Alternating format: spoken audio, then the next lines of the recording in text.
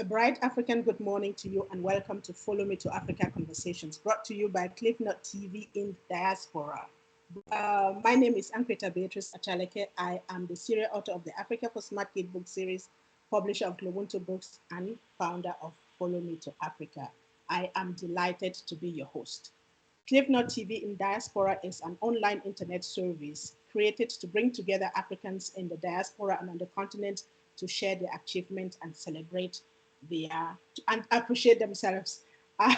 If you do not already have an account, I invite you to sign up on cliffnote.com today so that you don't miss out on any of our programs.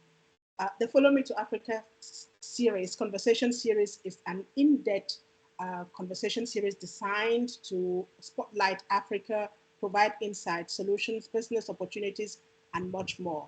Every week, we bring you high profile guests from Africa and the diaspora who are experts in their industry to share their life transformational stories, lessons learned, and we bring you to places, we take you to places, show you people, culture, lifestyles, and businesses, and we give you an insight that you can only get on these conversations. We bring you new perspectives, opportunities, and possibilities, and above all, we share our passion for Africa, the continent we call home. As you see, Follow Me to Africa Conversations is more than just another show. It is an experience. We air twice every week, Tuesdays and Fridays. On the Tuesdays and Fridays, always at 9 a.m. Sao Tome time, 10 a.m. Nigeria and the UK, Central Africa, and 11 a.m. South African time. So that said, it is time to meet my guest. And before we do that, I will invite you to take a quick break and we'll be right back. So after the break, we're going straight to Nigeria and you'll meet my guest. She's an incredible powerhouse. You don't want to go, you don't want to stay away, stick here with me. And we're taking to Nigeria after the break. Clevenard in Diaspora Television is an internet online TV service. What sets us apart is a unique combination of hit African content, first and exclusive international free movies, series, musics, news, events, documentaries, tourism, teleshopping shows, youth TV programs, and live interviews. Clevenard Diaspora Television is available throughout sub-Saharan Africa and to the diaspora markets worldwide. Take your entertainment with you wherever you go. Watch on your smartphone, tablet, laptop, smart TV, depending on your device. Watch free movies with Clevenard Movies Television. Stop searching for free movies websites and watch Clevenard Movies Television. Watch your favorite African shows anywhere at any time. Don't forget to check out our top 5 TV channels created to get you informed. TV1, Clevenard in Diaspora Television. TV2, Clevenard Youth Television. TV3, Clevenard Movies Television. TV4, Clevenard Teleshopping Television. TV5, Clevenard Tourism Television. To start watching, sign up at www.clevenard.com and follow the easy steps. Once you're done, log into the Clevenard website or app on your device, click on any one of our 5 TV channels, and hit play. We will be very satisfied and happy to welcome you to our team as one of our new business partners. Contact info@clevenard.com +34 631 279811. Website www.clevenard.com. Welcome back to Follow Me to Africa Conversation series. You are tuned into cliffnotetv.com. So we are back to our conversation, and unfortunately today the network is not really on our side. My guest is joining us all the way from Nigeria. She's my sister friend. She's a queen. She's a princess, and she and I go a very long way. And I'm really, really sorry that you can't see her face, because when you see her, when she says what she's about to say, you will understand why she's a queen and a princess. But that not being the case, we hope that you just settle for her voice and tune in and just listen to what she has to share with you. She's a powerhouse. So let me take you to Nigeria now. My sister, Benedicta Attoh, the princess and honorable herself. Are you there, my sister? Yes, I'm here. I'm here, Beatrice. Okay, so will you kindly introduce yourself to our guest?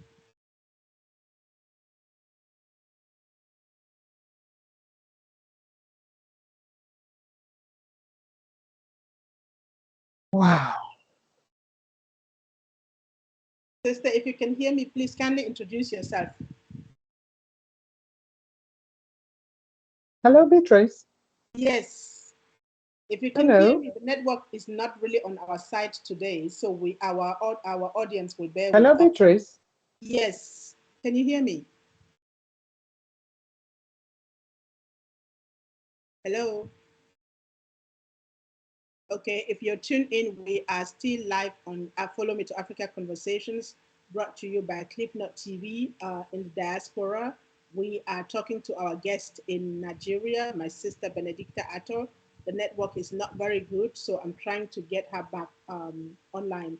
Sister, can you hear me? Are you there?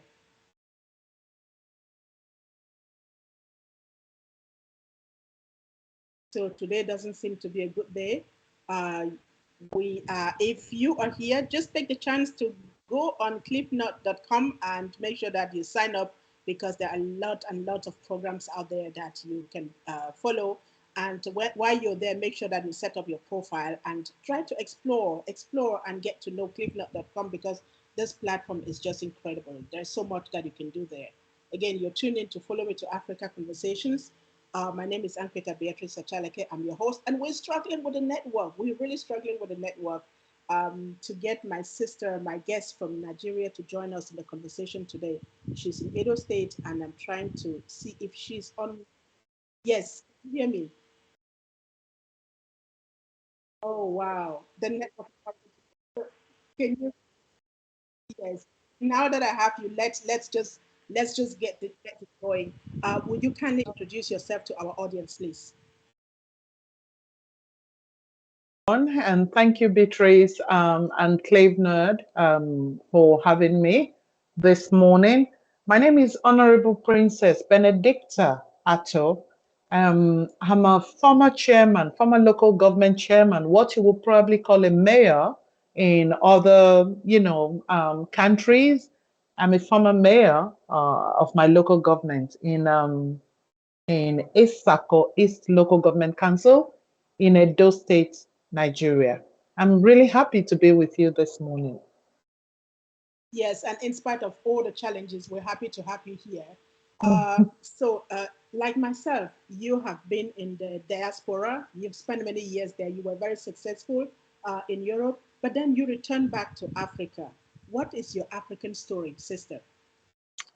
Well, my African story can be likened to one that was not originally planned for me to stay on a permanent basis. Life happens. So life happened to me in Ireland, and I had reason to return home, primarily to heal. I had marital challenges, and I thought that having family in Nigeria would be a good place for me to come and try and heal. So when I came, I saw that this is a place that I could actually stay. Having been away for, over 12 years, initially I felt that I could not really fit in. But with time, I began to see reasons why I should stay.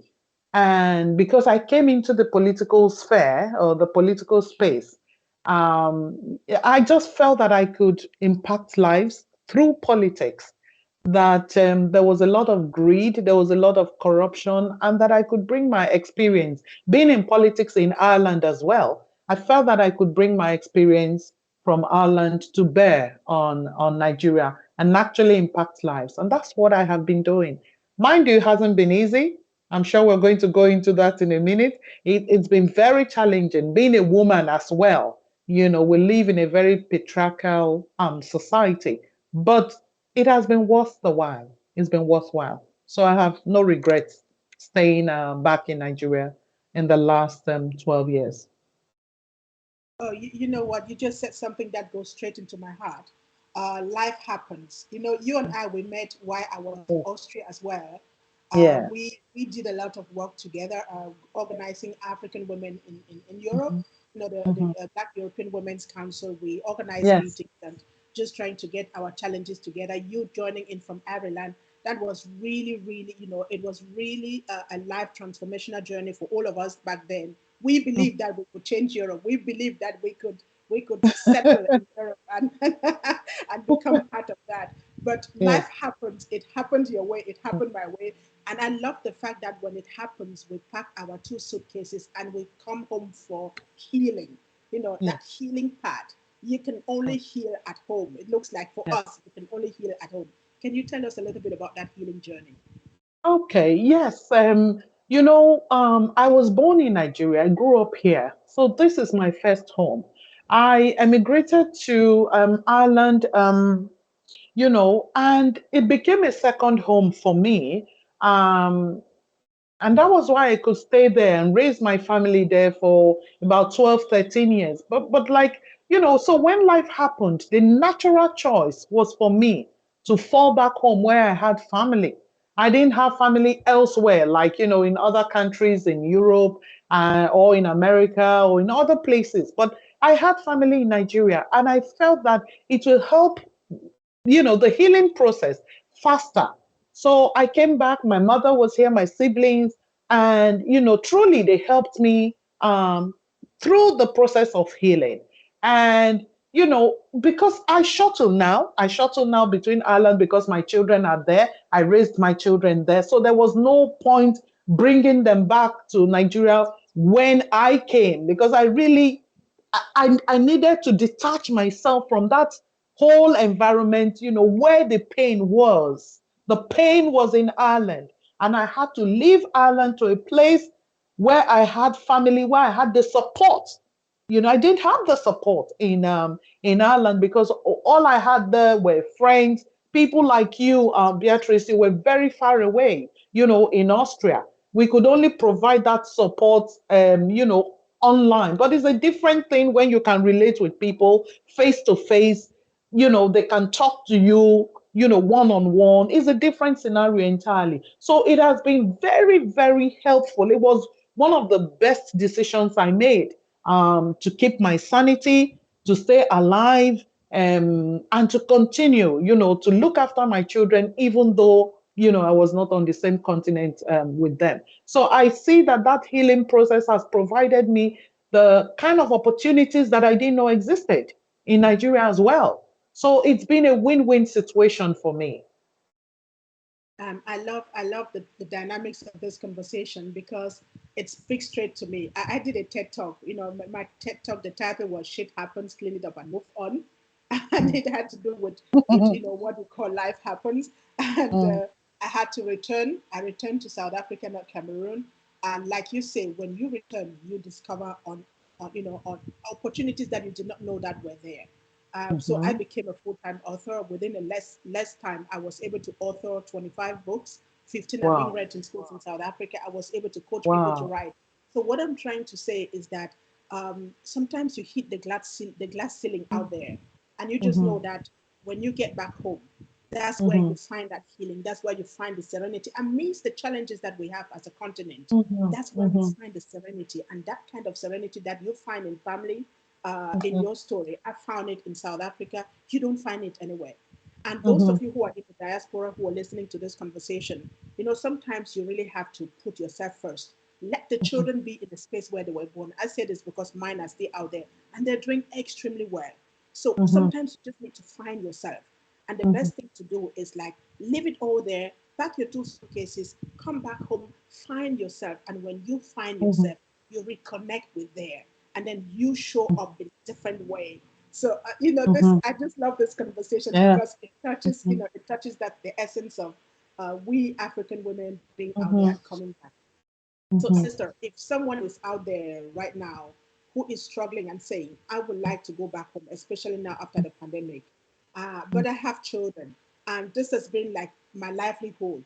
I have been here Mhm. forever. I was in Austria for 20 years. So I have Mhm. been here forever, and there's no option in going back home. If someone is out there struggling, and having those excuses, children, community, clients, business, livelihood, what advice will you give them today based on your Thank own you. journey? Yeah, thank you very much, sister. The truth of the matter is that every individual's challenges are different. We're not all the same. Therefore, our challenges are not exactly the same. But for a brother or a sister, particularly sisters in the diaspora, who might be going through one challenge or the other, I have seen uh, Nigerian ladies who have lost it, as in they became mentally challenged because they were going through or having marital challenges. Sister, you don't have to allow that to overwhelm you. If you're having all those kind of challenges, I'm not going to just say rush home. You have to look at your peculiar case. For instance, my last daughter was 10 years old when I came back. At 10, she still needed me, but I felt that I had to be alive. First of all, I had to be alive for them to enjoy me, for them to have the best of their mother. So when I left her, my heart was broken because she was only 10.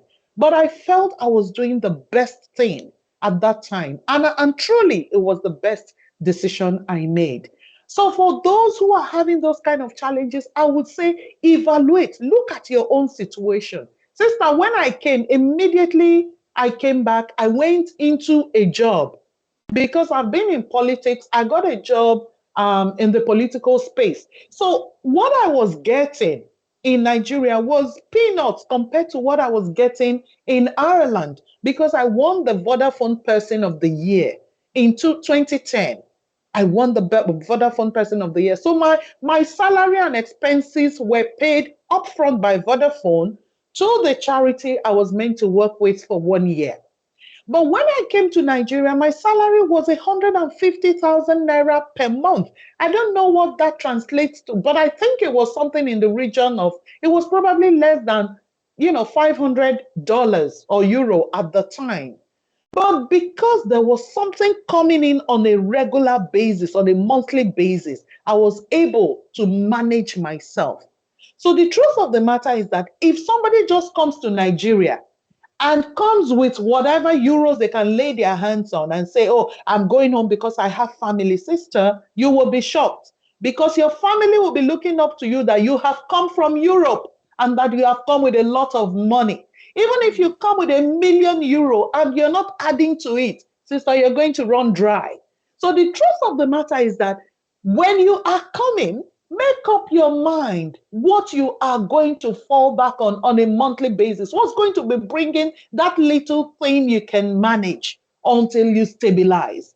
Because if you come and you're coming to be dependent on somebody, you are going to hit a brick wall. There are so many people looking up to you that you have come from Europe and you have come with a lot of money. So that is the reality in Africa.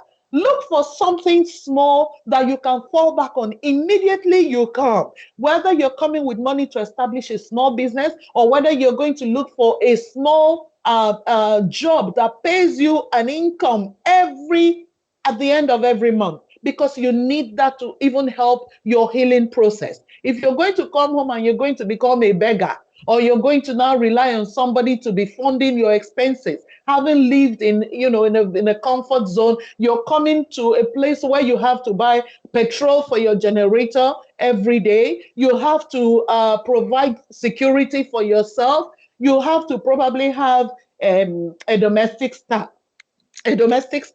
or these kind of things. You just have to find a way where you can have regular income. That is the first thing I'm going to say to people, that if you're coming, make sure there's a source of income that you can fall back on. Because if you come as a beggar, you're going to hit a brick wall. You will not be able to stay. That is the truth.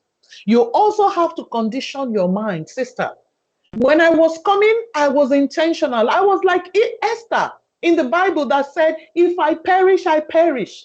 I was like somebody going to a war front, because I had hit a brick wall in Ireland. I was now going to the other home that I knew originally. And I was like, I had been out of the system for a very long time. So I didn't know how things worked anymore. Things had moved from when I first left Nigeria to live in Europe. So I was like, Esther, I said, if I perish, I perish. Whatever hard times I go through, I will chest it, the way we say it. I will chest it. Otherwise, I would have run back within 3 months. So your mindset, you need to condition your mindset that you're going to an unfamiliar terrain. Even though you grew up in that, original country, things have moved on, things have changed. So you're like somebody going to a war front or a new environment. Two, you must have something to fall back on that brings regular income.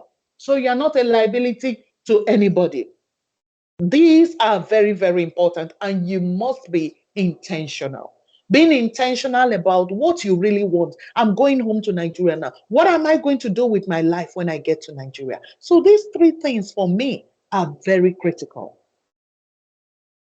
Well, this is powerful. You're tuned in to Follow Me to Africa Conversations brought to you by CliffNot TV in diaspora. And we are talking to my sister friend and the Queen, Benedicta Attoh. We're talking about homecoming. And talking about homecoming, we have the African Homecoming Day coming up on the 5th of November. You don't want to miss that. We decided we're streaming that live so that you can get a lot of juicy content. And what my sister has just said, I can't there's just what I'll say is I agree 1,000,000% to what you said. There's and then the other side, my story. I decided to go to a third country, and I think you and I must have another conversation about the alternatives. You Okay. going back to to your country of origin and going back to a third country, especially Yeah, when you don't have those resources and you can't meet those exactly. expectations, and at the same Mhm, time you need a space to heal and to kind of pick up your pieces and get mhm. back on your feet so you can take care of yourself and take care of your children before you take Correct. care of the world that whether it's the home world or the one that you left abroad. So I think this is a deep Correct. conversation that you and I are going to continue. I think Yes. a lot of people can benefit from our experience. Yes. So thank you so much for sharing that. It comes from the heart. Thank Now, you. let me ask you this. We're coming out of an unprecedented pandemic that has taught us a lot of Mm. lessons about ourselves, about life, about being alive, about Africa and the world. What would you Mm. say has been your biggest lesson coming out of this pandemic?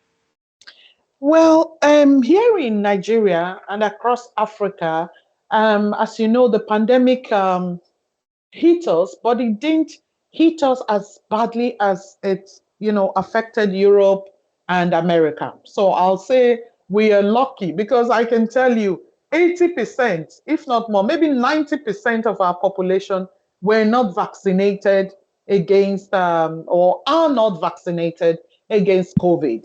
Yet we've been able to weather the storm. People, although the government had to lock down at a point, had to lock the country down at a point, but people still have the liberty of, meeting, going to churches, meeting in large numbers. Yet the pandemic, the virus did not spread as much as it did overseas. And people say that it's because of our sun.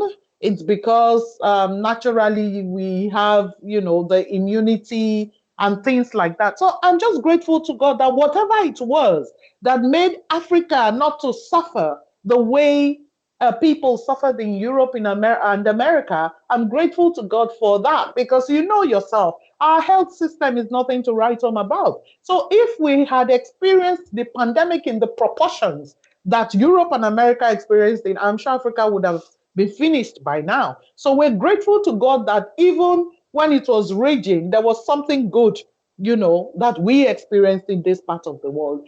I do believe, sister, that the world will never be the same again after the pandemic. Because even in Nigeria, you see people who are enlightened. They now go out still wearing nose masks. But the challenge for me, because my tenure as a local government mayor or local government chairman was characterized, my whole tenure was characterized by the pandemic. I came in at the end of 2019, and the tenure ended last year, February 2021. So my whole time in the local government was characterized by coronavirus. Yet I was in the midst of people, because my local government is in a rural area. I was in the midst of people who did not believe in the existence of COVID. They didn't believe in coronavirus at all. So I had to be going to the marketplaces, the churches, the mosques to raise awareness that this thing is real. So it's a different scenario when you have people who believe that this disease is actually real and they are taking precautions. Then you have people who do not believe in it. So they take no precautions, even when you're advising them to wash their hands, to sanitize, to do that. First of all, there are bread and butter issues in these rural communities. So people are thinking, the money I'll use to feed myself and my children, I should go and be buying sanitizer. I should be looking for water to wash my hands in areas where water is already a scarce commodity, So it was a double challenge for people like me who had to look at coronavirus in the face vis-a-vis people who had no belief that there was anything like that. It was very, very tough. But I can tell you that since that happened, there is that general awareness, as small as it is, that, oh, once upon a time, this disease actually ravaged people. Because I know people who died of the disease. And some of these people we're talking about, they also know people who died of the disease, even though they still kid themselves that those people died of other diseases, not coronavirus. So I think that the world now, including Africa, has changed dramatically. We do meetings by Zoom. People don't see face to face for them to take decisions anymore. So at the corporate level, it has changed things, I would say, positively in Nigeria as well, because you don't have to commute for long distances to attend meetings anymore. You can sit in the comfort of your home and have your Zoom or internet meetings, Skype meetings, just the way we're doing now. So I will say on that level, it's a positive thing. But sister, I'll tell you, there is nothing like a face-to-face meeting. A face-to-face meeting, for me, there is nothing that beats it, because when you're having a face-to-face meeting, you can study people's body language, you can see the expression on their faces, you can, all those things are no longer there. That sense of community, is disappearing. It's not. Africans are known to be very communal. We're very communal people. We're very clannish. But because of this, the advent of COVID, that sense of oneness is gradually, disappearing. And I think is an unfortunate situation, but that is where we have found ourselves. We have to move with the times. We just have to move with the times. But that is what I miss the most, that we can no longer see each other the way we used to. We can't see facial expressions. We can't network properly the way we used to do. I miss that a lot because of the damage that was brought on us by COVID. And some people lost their jobs in the process. Families have been, people lost their family members, people lost their sources of livelihood, and some of those people have not recovered.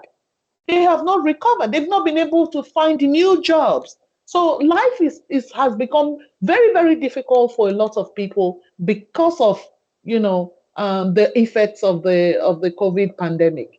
But we're still here. We give glory to God for those of us who are still here. Well, I told you, people, this is a powerhouse, and it's so terrible that you can't see her face. Just what she was talking about. Not even right now, right here, can we see her face. Even from a distance. And this is what being reduced to working remotely using internet and network courses. We lost a whole lot, and I can't tell you how much I miss your face. When you were telling me, I need to, I need to see what she's telling me again beside her voice through her body language. So you're tuned in to Follow Me to Africa Conversations, brought to you by CliffNote TV in Diaspora. If you have not yet registered, you don't have an account, please make sure that you do, because we bring you incredible conversations that you can hear nowhere but on ClipNote TV and Follow Me to Africa Conversations. We are talking to my sister, the Queen. The Queen herself, the Honorable Benedicta Attoh. She's my fellow sister from Europe and in the continent. She's a homecomer like me. And right now, she's shared so much, so much. I hope you are enriched by what you've heard so far. And with that, we're going to take a quick break. Please don't go away. If grab your water, bring your family, bring your friends, and join in again as we continue the conversation with her in a bit. We're going for a short break. In the 21st century's technological advancement, we all seek opportunities to move and network with the emerging space. Introducing Clevenard blog and event posting. Do you think you have some interesting materials, good content, articles, and stories? Then feel free to publish them on Clevenard blog and events page, just as team of our writers are doing presently. By blogging on Clevenard's blogs and events, you benefit from our reach and network.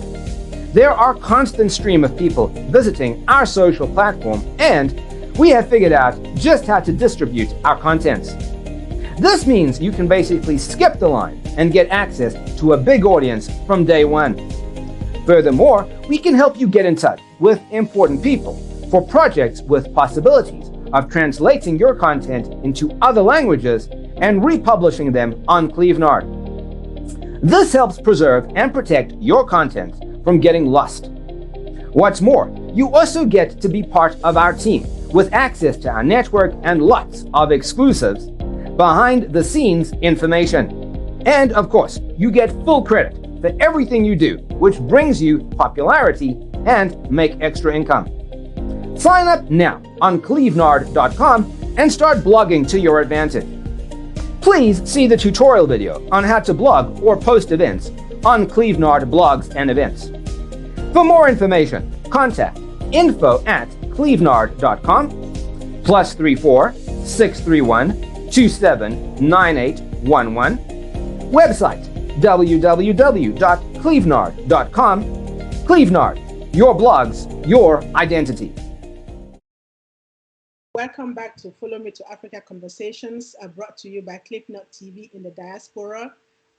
We are having an incredible conversation here, and if you're just joining us, please make sure that you create your account, that you sign up on clipnotetv.com, clipnote.com, not clipnotetv.com, clipnote.com, so that you don't miss out on any one of our many conversations. So before we went on a break, we were talking to my sister, the Queen and the Princess and Honorable Benedicta Attoh, joining us from Nigeria, the giant of Africa, as we call it. And this conversation is so incredible, it's so deep, and it has so many juicy content. And I want to pick up where we ended and go deeper with her. But we will continue the conversation as we originally planned. But mind you me, we're going to get her back and we will have some of these deep conversations because I think it's so necessary. So right now, I'm going to ask her another question, and I'll take you back a little bit to history, sister. Patrice Lumumba is one of the greatest sons of Africa who was assassinated during her tenure as Prime Minister of the then Zaire, which is now the DRC. So before he was assassinated, he said, "The day shall come, oh, she is here." Thank you. Thank you. Okay, she's here. And thank you, sister, for putting in all the efforts and juggling around to make it. Thank you. Oh. So, Prime Minister Patrice Lumumba said, "The day shall come when Africa will speak. Africa will write its own story, and from north to south, from east to west, it will be a story of glory." And so I want to ask you right now, in fulfillment of that prophecy, what is your story of glory about our beloved continent, Africa? What is your African dream, in other words? Oh my God. Where do I start from, Beatrice? It's I have so much to share. See, when I was living in Ireland, yeah, I shared my story of being a child bride at 15. Yeah. Because of the level of poverty, in my family, my father married me out to a man who was old enough to be my father. He was 25 years older than myself, a medical doctor who was previously married, but the woman left him. I came into the equation. And when I shared my story, the first time I shared the story in Ireland, I spoke to 26 TV radio stations afterwards. Everyone, because I was already in politics, so everyone wanted to, to hear what my story was. And when I shared it, it was like boom, it was like hot cake. And then I spoke to so many TV stations as well. It was from there I was appointed as a girl ambassador for Plan Ireland. Plan is a global organization. It goes by the name of the country. So Plan Ireland, I was the ambassador for girls for years before I won the Vodafone Ireland competition to work for them for 1 year. So a lot of people who were writing their thesis, either their master's thesis or their PhD thesis, came to me to use my story for their academic work, for their master's thesis, for their PhD thesis. So I was sharing my stories. Others were writing my stories to win academic laurels and gain academic qualifications. But then somebody said to me one day, why have you not written your own story? Mm.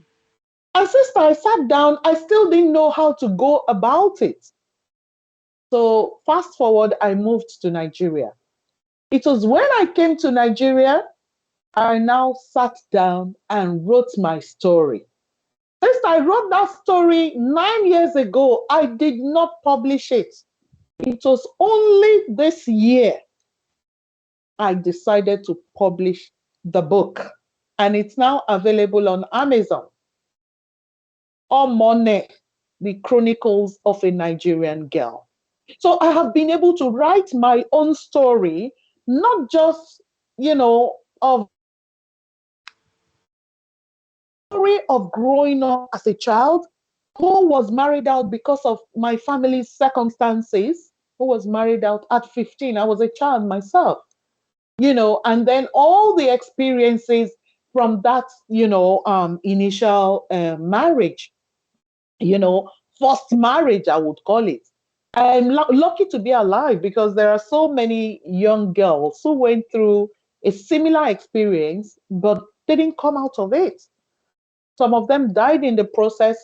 Some of them are scarred for life. But I've used that experience now to write a book that even the people in the remotest part of the world can read, and especially for young girls who might be going through what I went through. I want them to read that book and believe that there's light at the end of the tunnel, that it's not over until it's over. In addition to that, I am now coaching families, especially families in crisis, coaching them and trying to signpost them, in things to look out for, helping them to see new insights, new goals, new routines as to how they can make their families and relationships better so that they can raise godly children. So my story, about the continent is I am an encyclopedia. As I'm here, I can write 10 books, in different areas of experience that I've had in my life. So Patrice Lumumba was right. And I can tell you that there's so much going for the continent of Africa. I am not just a politician today. I've gone into agriculture because we have so much. The land is so vast, but people are not farming. People are going abroad to look for greener pastures. Sister, greener pasture is here in our country, in the continent, on the continent of Africa. There's greener. We have land to farm. If only the government can make the environment conducive, there's so much that we can do on our continent. They come here to take our cocoa and then they go and produce it as chocolate and all that and bring back for us to buy. They come here to take our crude oil, take it, process it, and bring us fuel to buy. and all that. We have everything we need on this continent. If you're even going to pack just the sand on the street and sell, like in a country like Nigeria, where our human resources is the biggest, resource that we have. In Nigeria, we have over 200 million people. So the human resource first is we cannot finish tapping it if we decide to go into it. This is where the real everything that we need to make our lives better, it's just that our governments are not doing what they should do, sister. And that is the painful part of the experience. But we have everything at our disposal. We have the human beings, we have the raw materials, we have you know what now, we have everything, that we need in this country. If only we can reduce or eliminate corruption, africa africa will be greater than every continent you can think of in this world. All this running abroad to go and look for greener pastures. Why did I decide to stay? If you give me abroad for free now, I won't take Europe for free. I won't take America for free. But I can go visit my family and come back. However, this is where the real life is. This is where the real life is. We don't have adverse weather conditions. We don't have those kind of situations like countries outside have tsunamis, they have wildfires, they have hurricanes. Things like that don't happen in Africa. So why are we running away? Why are we running away? We just need to encourage our young people to sit down and begin to explore these things that we have. And you will see that people will be emigrating to Africa. That's what will happen. I can see it. I can foresee it in the next couple of years. People will be emigrating to this country. We will no longer be running away. Because why would that? Sister, if I come for Christmas now to see my children in winter, I suffer from arthritis. But when I'm in Africa, I don't feel it because of the hot weather. But whenever I step into Europe during the winter, my bones will begin to ache. So tell me, what am I looking for when I can enjoy the best of health here? So think about these things that I've said, and you will know that this continent is loaded. We grow food without fertilizer. In my farms, I don't use fertilizers.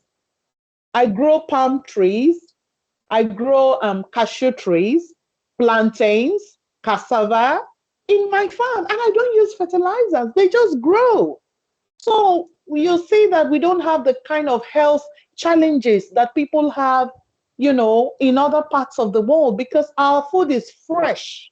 It is fresh without, our food is not contaminated. Yes, So when you say the queen is looking beautiful, she's looking, lovely, it's because of the food that I eat. I get you. I get you. And again, just drop so many, so much juicy content there, things that I would like us to pick on and develop, step by step, so that we really get to give people tools. Now, the conversations that we have here, they're meant to ignite, to activate people, to rediscover the continent through people who have been out there and who have come back and who are excelling and saying, like you said, if you give me abroad for free, I'm not taking. I do have my challenges here, but I would rather stay here. So this is what it is. And in terms of people really, waking up to say, okay, now I undertake the journey, that's the next part where we give people really, take you by your hand and take you along. And when you said Africa is the continent, you say people are migrating. They're here. Look at the Chinese. Look at how many of them are here. Why some of us are trying to struggling abroad and dying over on the sea, to get to Europe, the place where you get there and then you start fighting for making people know that your life matters because you're a black person. Meanwhile, you can be at home and that you have your other challenges, but they're not the same where you're on one hand extremely visible and on the other hand extremely invisible. So exactly. I love the fact that you and I are going to continue this conversation for the purpose of the Follow Me to Africa conversations on CliffNote TV in diaspora. We will move on to another question, which is, based on all those experiences that you've made and where you stand today, what would you say is our greatest misconception of our continent, Africa? What is the greatest misconception that we have that we need to get rid of in order to tap Mm-hmm. into all of those advantages that you just Mm-hmm. mentioned. Mm-hmm. Thank you very much, sister. I think that there was a video I saw recently of a young man who emigrated to Canada from Nigeria, and he was rolling on the streets, you know, on the streets in Canada. That thank God he has left Nigeria. Thank God. Oh, this is Canada. Ah, da da da. He was so excited and all that and all that. And I'm not so sure. I didn't see the other video. I didn't see a second video. But somebody told me, actually, a pastor talked about it in my church, that that guy had an altercation with somebody and blah, blah, blah, and he was repatriated or deported to Nigeria. I'm not sure of that part of the story. But you see, I am a faith filled woman. I'm a believer. And I believe that whatever we say with our mouths follows us. The Bible says that out of the abundance of the heart, the mouth speaks, and that the power of life and death lies on our tongues. So when people go about castigating the continent of Africa, when people insult Nigeria in my presence and curse Nigeria, I bless Nigeria. I bless Nigeria because I see the greatness in this country. What we have is leadership challenge. We have a problem with our leadership. And if you take out, once upon a time in this country, the naira was stronger than the pound. The naira was stronger than the dollar. We know that the reverse is the case today, but it's a leadership problem. It's a leadership problem. Once upon a time, not too long ago, in 1985, there was a program the government introduced called War Against Indiscipline. You could not urinate on the road. You could not spit on the road without being arrested in this country. So if it happened then, it can happen again. I believe that when we leave the shores of Nigeria, we should not be talking down on Nigeria or any part of Africa. We should be blessing our continent. Because if you look at the rulers we had before, you talked about Patrice Lumumba.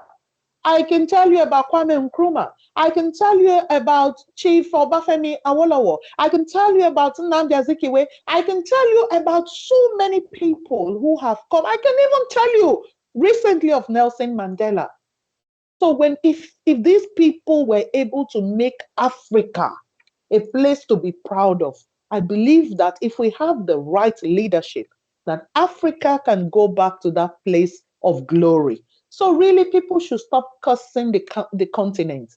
When people are trying to make it good and then people are cursing, what do they expect? Now, people in diaspora want to come back home. They want to come back to the continent. But then they are the same people that are cursing the continent. So I think that is the one thing I want to advise against. If you have nothing to contribute, I have come from Europe and I'm contributing my quota. I am giving scholarship to girls so that they can go to school, so that they will not end up on the path of prostitution. At least I'm doing it for one girl at a time because of what I went through. If everyone has that awareness, if everyone has an opportunity to even have some level of education.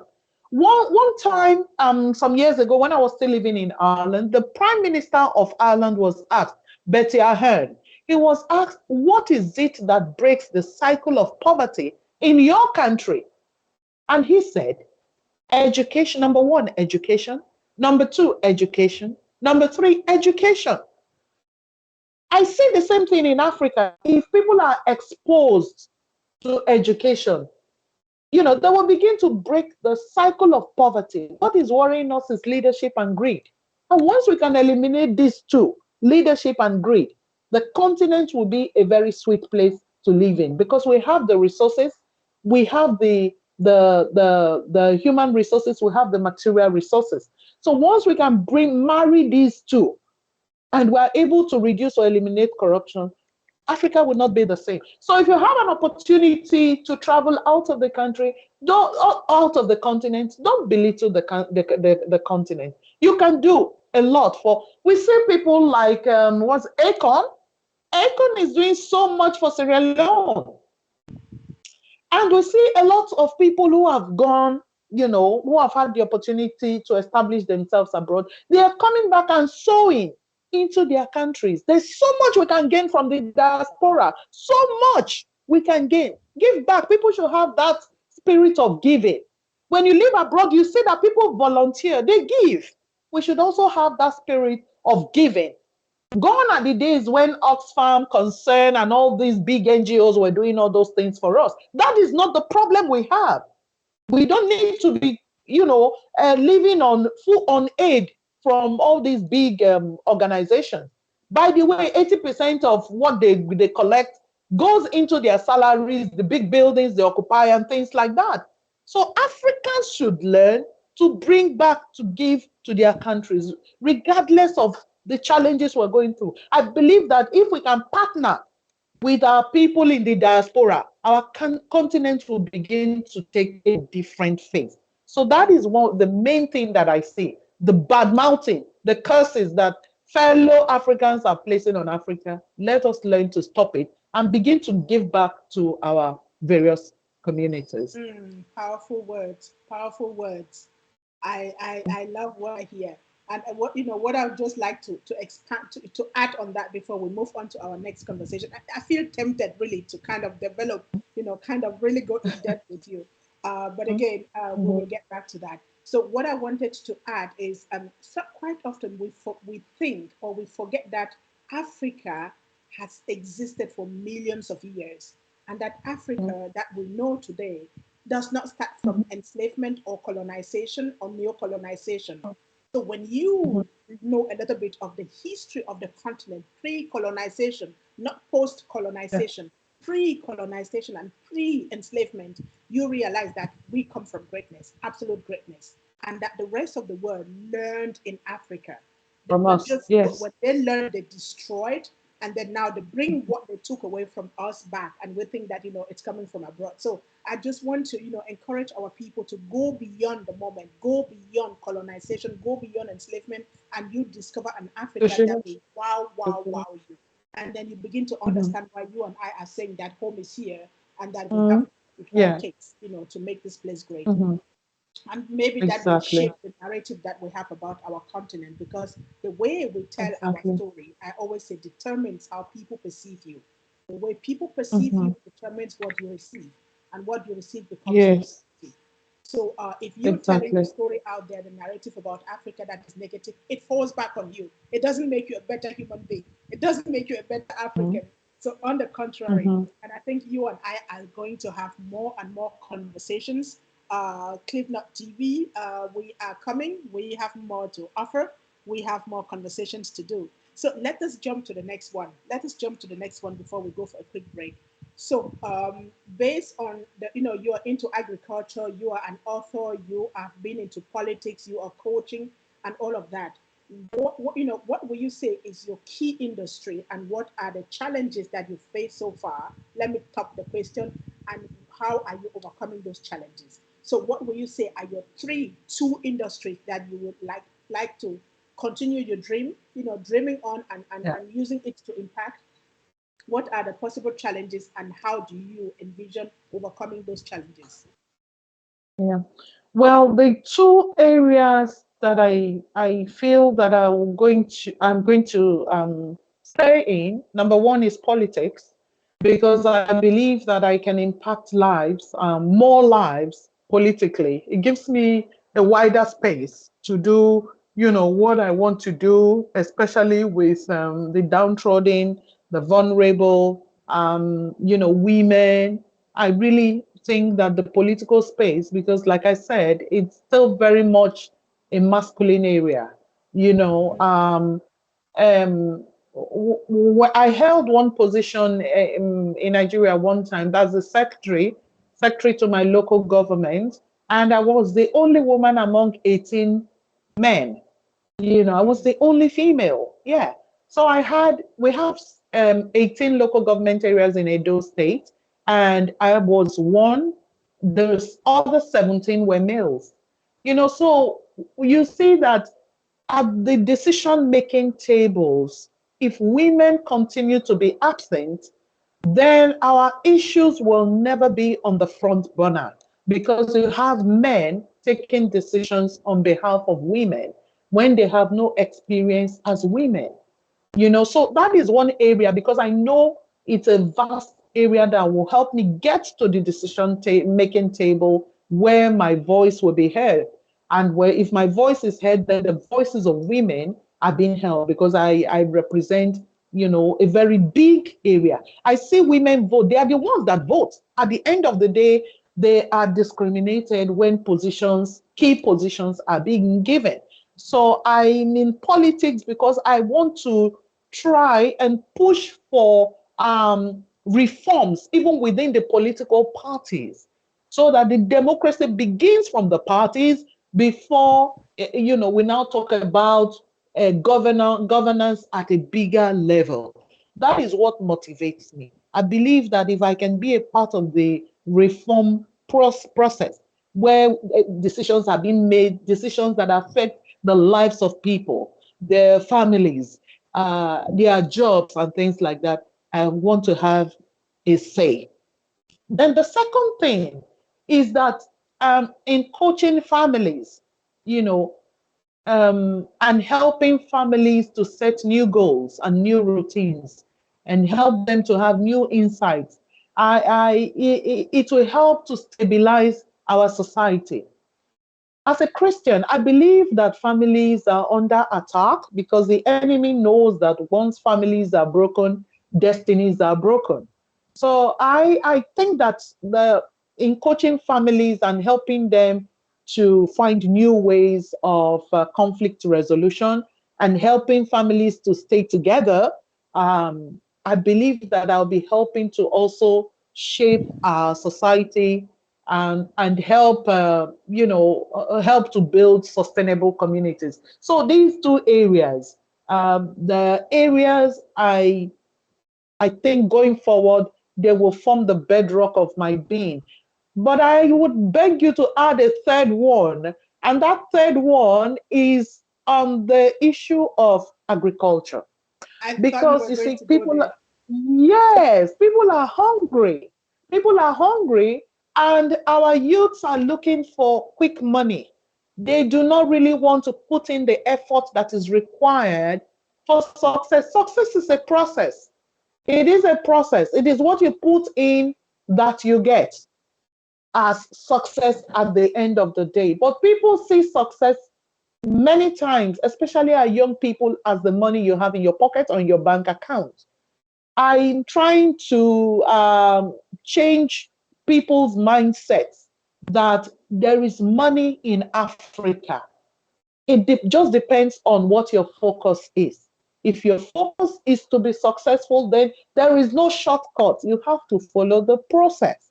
And the process, one of the processes through which you can make wealth, not just money, wealth is through agriculture.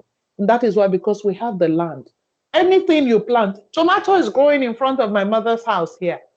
Just by pouring water from washed tomato, by pouring the water on the front, in front of her house, she has harvested tomato from here. So everything you plant in Africa grows because of the weather, because of the environment, because of the atmosphere. So we can use that to create wealth. So those three things are very key for me. Politics is a call to service. It's a way that I can use to impact lives positively at a very macro level. I also think that coaching families and helping them to find new insights, new routines, new insights will also help, to stabilize our communities. Because if you have a happy family, if you have happy families, you have happier communities. And then when there's food as well, they say a hungry man is an angry man.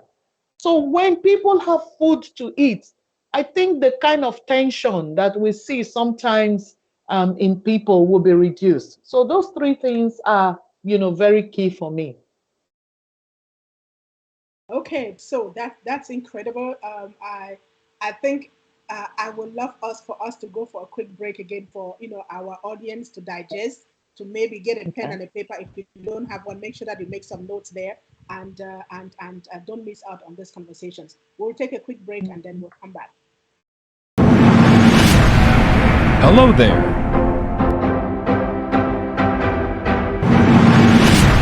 Looking for an African movie? Search no further. Clevenard African Movies TV is here for you. We are dedicated to the acceleration of African films, TV series, documentaries, and lots more. Explore our movies at home or on the go. Clevenard Movies is free to watch on clevenard.com. Don't miss this opportunity. Hurry now. Sign up and subscribe today.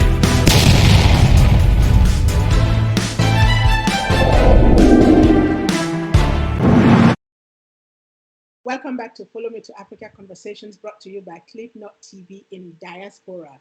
We are having an incredible conversation with my sister friend. And because these conversations are curated to take you around Africa, introduce you to people, give you insight, show you opportunities, but also show you how we're dealing with our challenges, because we don't want to, say that we don't have them. We do. And we are, people are working out solutions on how to deal with those challenges. And before we went on break, we were just talking about the three areas that my sister Queen, Honorable Dr. Benedicta Attoh, has chosen to focus her energy or invest her energy in. And she knows that she's very much aware that these areas come with challenges, and she's determined. I think she already has find out ways on how to deal with those challenges. So will you quickly share with us some of the key challenges that, the two key challenges that you see in those three areas, and the two solutions that Okay. you have figured out? Okay. Thank you, my sister Beatrice. You have added doctor to my title. Maybe it's on the way. So thank Yes, you for that. yes.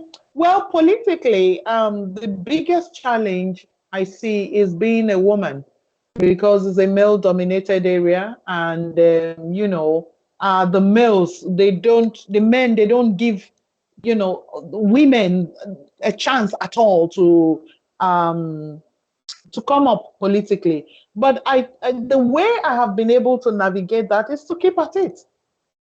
Ordinarily, I stood no chance of becoming a local government chairman. I was a child of providence, or a child of God's mercy. I was the vice chairman or the vice mayor, and for some reason, the chairman was removed from office. So, as the constitution required, I had to step in and complete the tenure.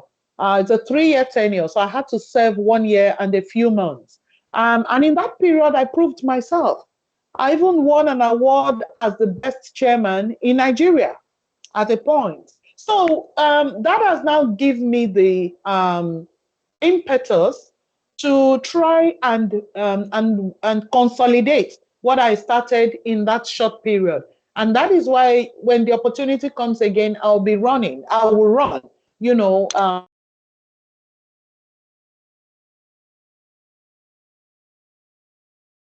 Looks like we're having a network challenge right there. I'm hoping that she will come back very quickly. You are tuned in to Follow Me to Africa Conversations on Cliff.Not TV in Diaspora. We are having a conversation, a very powerful conversation with my guest, Benedicta Attoh, joining us from Nigeria.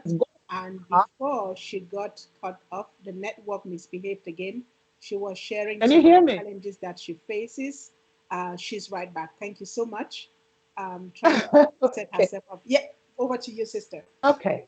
Okay, thank you. Yes. So I was just saying that sometimes political meetings are held at very odd hours. And if you are a married woman, for instance, and your husband is somebody who's not very understanding, he will not allow you to be taking part in those kind of meetings late into the night and all that. Plus, politics in every part of the world requires money, and a lot of women are constrained by the financial part of it. But in all of this, keep at it. If you're not able to get the top position, like I was not able to get it, when the nominations were done, eventually God still made it possible for me to become chairman from being the vice. So politics is global, but everything is local. So if you want to be a part of any political system, you have to just start from the grassroots. And I live with my people in the village, and that was why I was telling you, if I was in the village, the network would be very challenging for me. Hence, I had to come out to my mother's house and all that. So really, keep at it. We just have to stepping out or giving up is not an option, because if you give up, if you quit, then you have shut the door on you and on every other person who is looking up to you to rescue them from their challenges. So really, even with agriculture, it's about staying focused and not quitting the process, no matter the challenges. At the end of the day, if you don't quit, you will reap the reward of the patience. So that is my guiding principle. I don't quit. I don't take no for an answer. If you tell me no today, I will come back tomorrow. Like the woman in the Bible, where the judge was saying, "This widow has been worrying me. I have to give her an answer, otherwise she will weary out my life." So really, that is the kind of person I am. I stay on course. I stay on course. I don't give up. I keep at it. I keep at it until I get the answer that I require. That is what has helped me. Otherwise, who am I, Sister Beatrice? I am nobody to be who I am, today, to have achieved something politically here. My father didn't have any big name that you will reckon with. In fact, my father had, if anything, it was a poor name. That was why I was given out in marriage at 15. But with hard work and the grace of God, I have risen to who I am today. I cannot back down at this stage. I just have to keep at it. I'll keep going. I'll keep going. When this door closes, I'll look for a window that is open. So that is the way I do it. That's the Mm. way I do it. Mm. First of all, congratulations on your award. Congratulations on all the achievements. Thank you. Congratulations for making us Mm. homecomers proud. Mm. Recognize that Mhm. home is home and that opportunities are Yes. here, and Yes. and for taking the stance that you've taken. And Mhm. someone said, "Quitters don't win, and winners never quit." Yes. Don't. So you Correct. choose that I want to be a winner, and Mandela said, "A winner is a dreamer who never gives up dreaming." So I would say Yeah. keep on dreaming and pursuing your dreams Mhm. in politics and coaching families, because there's an incredible need for that. So Yes. let's take this one really quickly. What I know you've mentioned it, but let's put it in a nutshell. What are the Mhm. 5 key opportunities that you see on the continent that people in the Okay. diaspora should see? What are the Yeah. 5 key areas of opportunities that you Okay. see? Okay. The 5 key areas that I see across the continent, I think agriculture is one that quickly jumps out everywhere anywhere you go on the continent. Agriculture is one. After all, in Mozambique, what do they have there? Pineapple. They have a lot of pineapples, and those pineapples are shipped out. And at the end of the day, the farmers are given peanuts and things like that. In Ghana, they still have cocoa. They have, beautiful Ghanaian fabrics that they ship out. I must tell you, sis, there's an arts thing coming up in October somewhere in America. My friend was telling me about it just a few days ago, and I'm sourcing for fashionable stuff on the continent that I'm going to exhibit there. I know October is far away, but we have authentic fabrics, we have authentic jewelry that you can only find on the continent of Africa. So I'm going to put that together and I will take that to America to showcase that. So agriculture is one thing that jumps at me. Mining of natural products, the raw product. Like we have gold in Nigeria, raw gold. We have crude oil in Nigeria. So really, it at the end of the day, if you look at agriculture, the food part, and then if you look at the mining part as well, there's a lot of opportunities there. And I also think that I was educated in Nigeria. Even though the standard of education has fallen, people can still invest in education. Sister, there's something I haven't said to you. I have a small private school that I started 3 years ago, and today I have 300 children in the school. Yes, the school fees is not much because I am not driven by profit. I am driven by giving back something. But the diasporans, people in the diaspora can invest in education. If you have a good private school somewhere and it's well staffed, you have the standard is, very high, people will naturally come there because Africans like education. We love to educate our children. Me that I'm talking to you today, if I was not educated, I will probably not be on this program and I will probably not be where I am today. It is education that broke the cycle of poverty for me. It was because I was, in spite of being a child bride, I was still able to go to school. I was still able to have a degree. That is why what has opened doors for me. So investment in education can never go wrong. Investment in mining can never go wrong. Investment in agriculture, you can never go wrong with that as well. And then the next thing I would say, that if people can, the fashion industry. African women are fashionable. We are fashionable. There are people who do not have money to eat, but they have money to buy expensive clothing because they want to look good. We want to look good.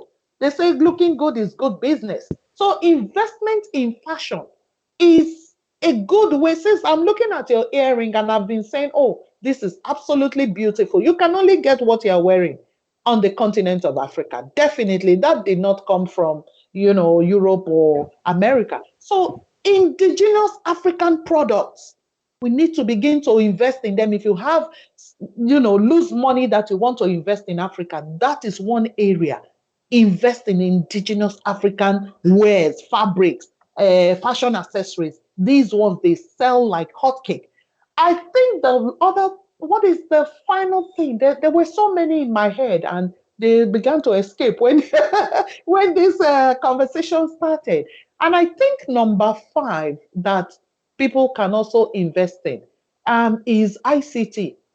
ICT in Africa is still very poor. Look at the challenges we had trying to connect this morning, to have this program. I'm even amazed that it has held on for this long. So ICT space, because the world is global, the world is moving at a very fast pace. We cannot afford to be left behind. So people in the diaspora who have resources to invest, they can also look at the ICT area. And that is where we have a lot of young people. Our biggest asset is the young people we have.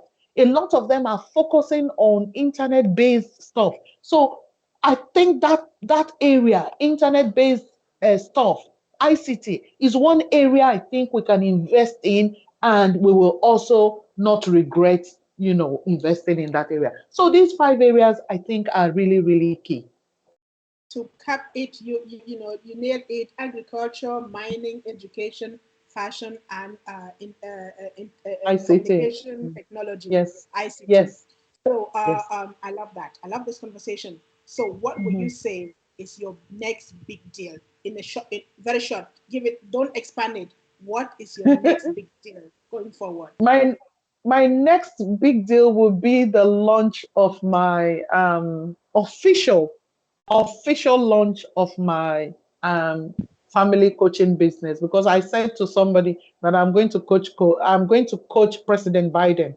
So it is my announcement, to announce myself on the global scale. That is my next big thing. And I give you another quote on that. Steve Biko, the icon and the Yes, founder of Black Consciousness, once said, yes. the world have done a good job by giving the world an industrial revolution. However, the greatest gift is still going to come from Africa, and that is Mhm, giving the world the face of humanness, the face mhm. of humanness. And I think you Mhm. coaching Biden, it's absolutely necessary so she gets something, that humanitarian aspect, the fulfillment of Steve Biko's dream. I got your back Exactly. on that. Exactly. So we are Yes. coming towards the end of our conversation, even though there's still a lot of things that you and I can cover. If you had a word for Africans in the diaspora, I know we've touched on that already. If you have, Yeah. no, no, let me say, will you be principally interested in coaching a brother or a sister who is in the diaspora, wanting to return but not knowing where and how to go about it? Definitely, sister. Definitely. I'm very um, open to that, to coach, our brothers and sisters who are in the diaspora and they want to come back. They don't know that. I actually know a lot of people who want to come back. They don't know what to do. They are afraid because of the security situation on the continent, especially in Nigeria and things like that. But there are ways around these things. There are ways. I've lived here for 12 years. And for me, there is no better place to live. There is no better place to live. In Europe, they have safety nets. They have social welfare system that they can fall back on if things go wrong. In Nigeria or across Africa, there is no social welfare system. We are hardworking people. We work to survive. So it will be my big pleasure, my greatest pleasure. It will be an honor to help a brother and or a sister who's willing to come back to Africa and does not know how to go about it. I will be too happy to share my experience and hold the person hand in hand if that is what they want and lead them in the way that they should go in trying to find their feet into a continent that is blessed, into a continent that is great, into a continent of the future. Africa is the continent of the future. The Thank you future so is much. happening right here. The Mhm, future is mhm, happening right here. mhm. So you are tuned in to Follow Me to Africa Conversations, brought to you by CliffNote TV in Diaspora. This is the space where we bring you conversations from home. This is the space where we bring Africans in the diaspora and the continent. We celebrate you. We appreciate you. We share possibilities and opportunities. We give you solutions. We help you find your way back to the continent. And this is exactly what we're doing today. So if you're here for the first time, make sure that you sign up on cliffnot.com so that you don't miss out on any activities. And while you're there talking about homecoming, make sure you click on my profile and check the next event coming up.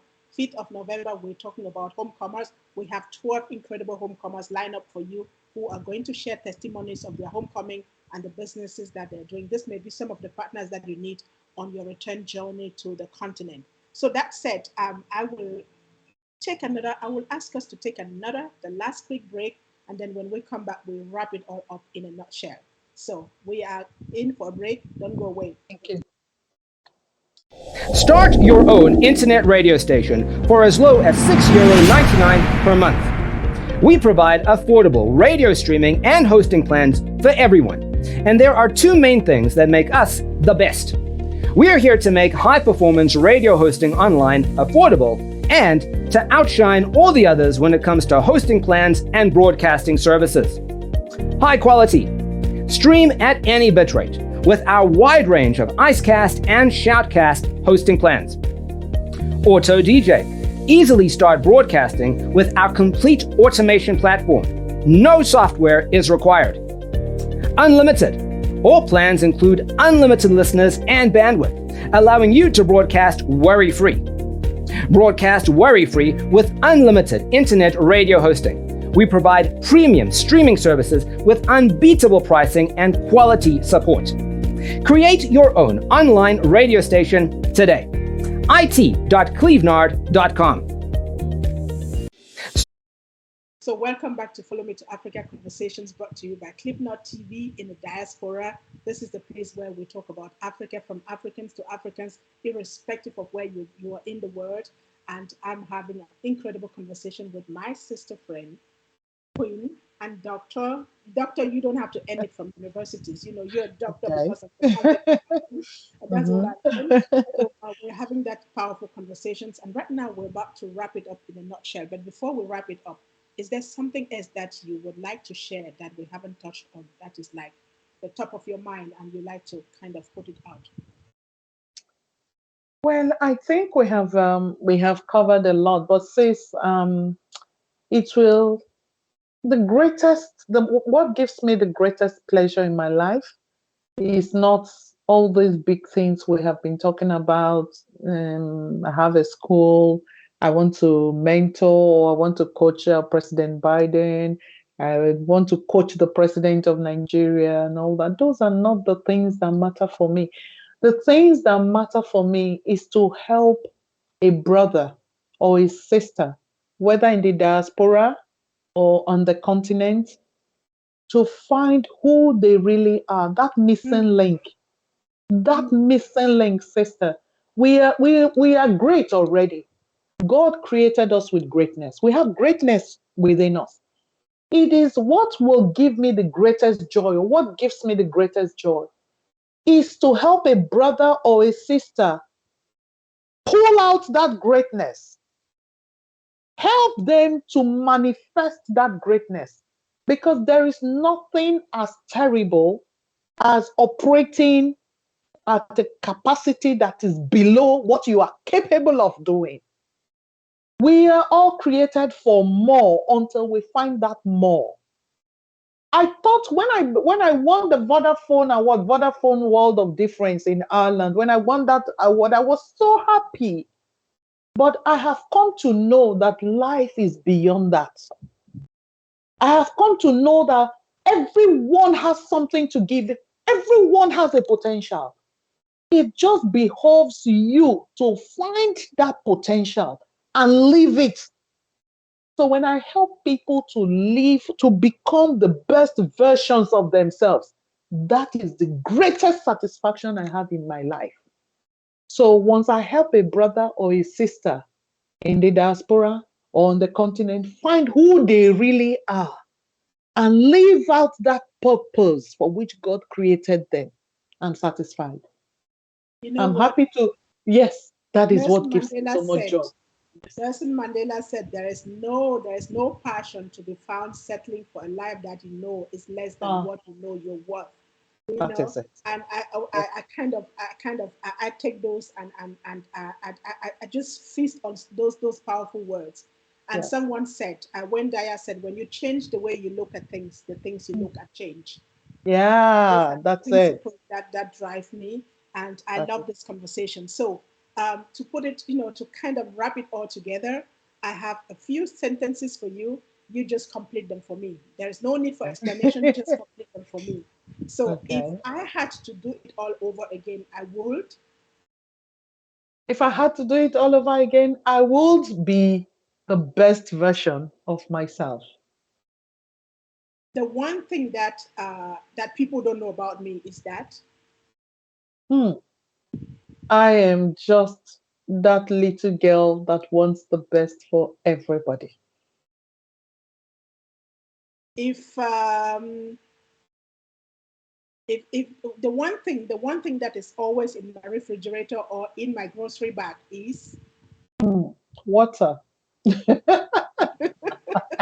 I don't have sweet tooth. I'm not a chocolate person. I know that's water. Water is life. water is life. Um, Yes. in 2030, I see Africa Hmm. As the destination that people will begin to go to. okay. The one African country that I like to visit next is Ah, Sao is Tome it and Principe. Sao Say Tome Sao and Tome. Principe? Sao Tome and Principe. I'd love to come there, Beatrice. I'd love to come visit you. Yes, I've been to Gambia. I don't know. Are you close to Gambia? Oh, what? No, no, Gambia is Oh, close okay. to SA. Sao Tome is actually below Nigeria. Oh, really? So it's close to Cameroon, is it? Yes, yes, yes, yes, Ah, yes. okay. So my Okay. favorite African meal is Ah, my favorite African meal is eba and okra soup, seafood okra. don't compete with me. Don't compete with me. The craziest thing I ever did is Oh, the craziest thing I ever did. Oh, what did I do? I messed up my dress. how do I say? I was having my period, and it was so messed up. I didn't know, and I just stood up, and every person was just looking at me. And well, I felt like I should just go into the ground and disappear. The patch was so massive. Oh my God. I just felt like, oh, a man had to follow me and say, look, see what has happened. I was in the Polytechnic. I was a student in high school. And I was like, oh my God. I didn't return to the class. I Women's didn't reality. return. I tell If today you. was my last day, if today was my last day, I would, which is not, but if it were, I would. Yeah, if it was my last day, I would like to be at peace with everyone, if possible, so I can be at peace with my God. Well, I'm at peace with you right now. Even though I know you and I will have some conversations. We hope that all of you who joined in today that you're at peace with this conversation and that it's sparked up some light in you, that Yeah. it provoked and challenged you to dare to think big, to dare to think Africa, to dare to think about coming home, to dare to do something different coming out of the pandemic, to dare to step into your next masterpiece when going forward to 2023. So I want to congratulate and thank my sister, Queen, Princess, and Honorable Benedicta Attoh for having joined us in this conversation in spite of her busy schedule, for having driven to Mom's place to take this conversation, and for not quitting even when it went, everything seems like going wrong in the morning. So thank you so much. It was worth the while, and it Thank was my you. absolute delight to have you on this conversation. Thank Those you. of you who are joining us, expect more of these conversations. Thank you to cliffnot.com, and I'm inviting you again if you've not yet signed up to make sure that you do, because we bring you a lot of juicy content. We have fun, and thank you to Tulu for enabling this conversation. Our next conversation is on Tuesday next week, Tuesday, 1st of November. We will be joined in by a young entrepreneur from South Africa. And that's another conversation that you don't want to miss, because in every session, we take you to another African country and spotlight someone who will inspire you. Be safe and never settle for anything that is less than what you know you deserve. So thank you so very much, and have a Thank you wonderful so much. Thank you. God bless you.